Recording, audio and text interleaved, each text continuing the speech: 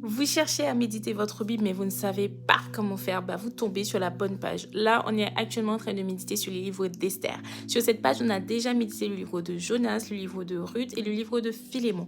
Maintenant, on est dans Esther et dans le chapitre 2. Il faut savoir que Vashti, dans le chapitre 1, a été reniée, disons-ils, parce qu'elle a refusé d'aller voir le roi qui avait déjà fait 7 jours de fête, 187 jours au total, parce qu'il y a eu 180 jours et après 7 jours de fête où ils étaient ivres de... Bref, elle a refusé d'y aller.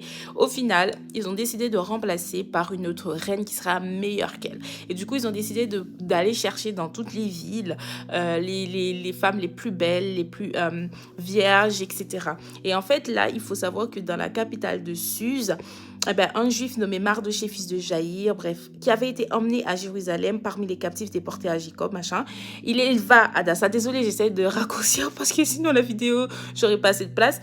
Qui est Esther, fille de son oncle, car elle n'avait ni père ni mère. Il faut voir que là, on dit que la jeune fille était belle de taille et belle de figure. À la mort de son père et de sa mère, Mardoché l'avait adoptée pour fille. Là, je me demande, est-ce qu'on dit qu'elle était belle de taille et belle de figure parce que du coup, elle avait déjà la grâce du Seigneur en elle, ou est-ce que vraiment elle était belle de taille et belle de figure? Parce qu'il y a des gens simples, hein, mais ils sont beaux parce qu'ils ont l'onction du Seigneur sur eux, et genre, les oins de Dieu là, faut pas les toucher, quoi. Et si vous voyez bien, on dit il est belle de taille, belle de figure et tout. Et il faut savoir que Saül, à l'époque, on avait décrit comme ça qu'il était beau et tout, belle de taille et belle de figure aussi. Donc, est-ce que quand on a l'onction de Dieu, on n'est pas beau? Genre, vraiment, il y a un truc. Je sais pas si vous l'avez déjà remarqué, mais les gens qui ont l'onction du Seigneur, oh là là, ils ont quelque chose.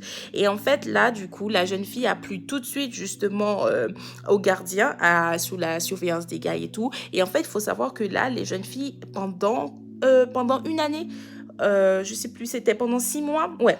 Pendant 6 mois, elles devaient donc, elles ont eu 12 mois de préparation. 6 mois, elles devaient mettre de l'huile de myrrhe et 6 mois avec des aromates. Donc, c'est-à-dire que pour pouvoir prétendre au trône, il fallait se préparer pendant 12 mois. Et vous, aujourd'hui, le Seigneur vous prépare à des choses grandioses. Vous vous attendez à ce qu'il vous donne un claquement de doigts. Peut-être vous êtes juste dans un temps de préparation. Donc, au lieu de se plaindre que vous n'avez pas ce que vous avez demandé, pourquoi vous vous réjouissiez pas parce que Dieu vous prépare à recevoir ce pourquoi vous avez prié. Donc, arrêtez de vous plaindre parce qu'il y a un temps de préparation. Dieu ne peut pas vous donner ça d'un coup comme ça. Vous devez être prêt pour recevoir la bénédiction du Seigneur parce que sinon, vous allez juste le perdre. Donc là, il faut savoir que Esther, avant qu'elle soit élue reine, elle a été préparée pendant 12 mois.